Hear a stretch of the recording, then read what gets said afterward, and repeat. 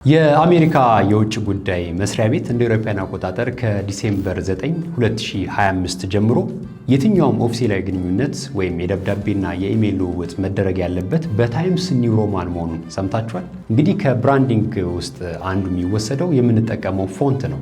የአሜሪካ የውጭ ጉዳይ መስሪያ ቤትም ይህንኑ አስቀምጧል።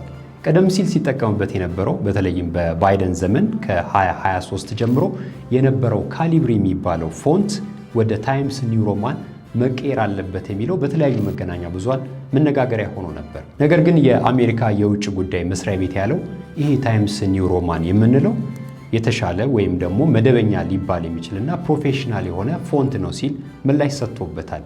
ኢሜል ስንጽፍ፣ ደብዳቤ ስንጽፍ መጠቀም ያለብን ፎንት ተብሎ የሚመከሩ አሉ።